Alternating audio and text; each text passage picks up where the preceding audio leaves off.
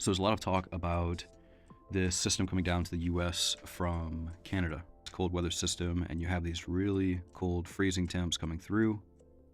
That was Sunday. This is Monday. And this is Tuesday. And you can see it's moving more and more eastward. And it pretty much just dissipates, slowly moving eastward.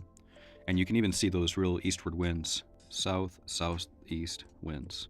Then they shift northeast and continue moving eastward, which is what we see right here. Folks on the Gulf Coast, New Orleans, Lake Charles, 14 degrees, Houston, 14 degrees. The Gulf Coast is going to be getting a lot of snow. So starting in Houston, the Houston area is going to be getting over 7 inches of snow. Lafayette, Louisiana, 5.5 inches. New Orleans, about 4.5 inches, 5 inches. Tallahassee, 4 inches. So if you lose power, make sure you have wireless rechargeable lights that have motion sensors. So if you are in a room, this will stay on, right? You can set them to automatic. So if they detect motion, they immediately turn on, right? In addition to that, you can recharge this using a solar charger. Heaters. This is a very, very basic heater. You have, let's say, a 2,000 square foot home, and you only have a heater this small. Well, if you just turn on this heater, right, and you let it warm up this little room, this room is going to be very, very warm because it's just a small little room, right? So, point is, you can heat up a small room much easier with a smaller heater like this as opposed to a 2,000 square foot home, right? So, if you have multiple small rooms or walk-in closets, whatever, you can use heaters to heat up these rooms and make sure that you have that concentrated heat, right? Because something like this will never heat up a 2,000 square foot room, but it can definitely heat up a 50 square foot room or something of the sort. Now, please make sure that you are practicing safe protocols and procedures when it comes to heaters, because certain types of heaters cannot be used indoors. Other heaters need more ventilation, so make sure that you are practicing safe protocols and procedures per the manufacturer when it comes to using your heaters. To know the safety tools that your heater comes with. So this one here, if it gets knocked over, it doesn't work. There's a button on the bottom, and if it gets knocked over, whatever, falls on its face, it will immediately shut off. So make sure you know the tools that your heater has in regards to safety and fail-safes. Make sure you keep your water running. It does not have to be a stream like this or even like that. But so long as you even have a drip, it'll keep pressure in your lines, right? But if it makes you feel better, you can do droplets just like that as well. So long as you have pressure in your lines, you'll be in a good spot. So make sure that you have your water running so that your pipes do not freeze. If you lose power, make sure you have a barbecue grill. Always remember to have spare clothing and warm clothing, such as beanies. Have multiple beanies.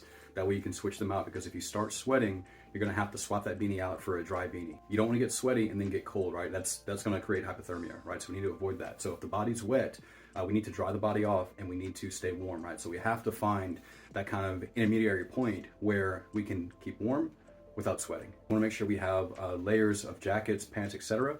This includes things like long johns, right? Like long sleeve cotton shirts and pants. Also have a warm jacket, right? So this jacket here is rated for 7 degrees.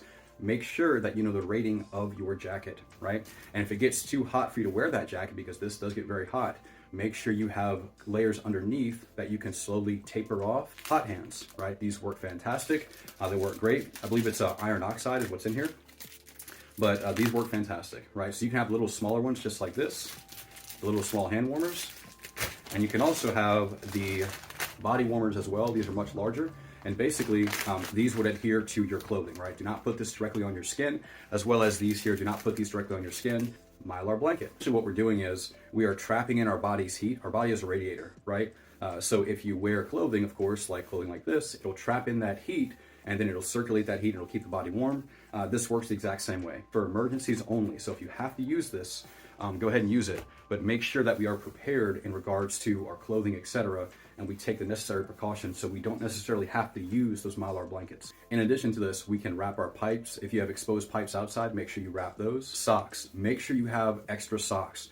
You do not want your feet to sweat, because if your feet sweat, again, you're creating that hypothermia kind of environment. But when it comes to your appendages, your fingers, your toes, they cannot get wet, because if they get wet and they get cold, we're looking at frostbite, right? So make sure you keep your feet dry, make sure you keep your hands dry, and then make sure you keep them warm. Wool socks work fantastic. And remember, what we're trying to do is we are generating heat and we are maintaining that heat, right? So you have to have one with the other, right?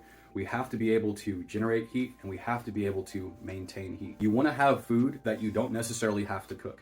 This would include meal replacement bars, peanut butter, right? Something you can open up and just start eating. Do not forget about water. The room that we talked about, right, with your heater, if you put your water in that room, it is not going to freeze because the ambient temperature of that small room is above freezing, right? So that is an option. If you have a water bottle, put it on your person, it'll keep it warm, right? So there's definitely ways to keep your water from freezing.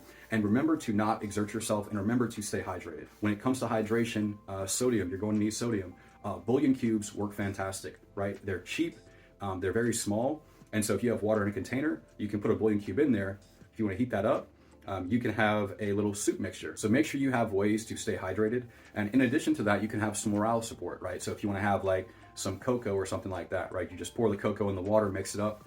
Now you have hot chocolate, right? So remember to keep morale up. Remember what we're doing, guys. We're just trying to make it through whatever duration we can expect this to occur. And yeah, guys, questions, comments, concerns, please comment down below. We appreciate you guys. Thank you all so much for your support. God bless. Stay safe, stay warm. And as always, stay sanctified.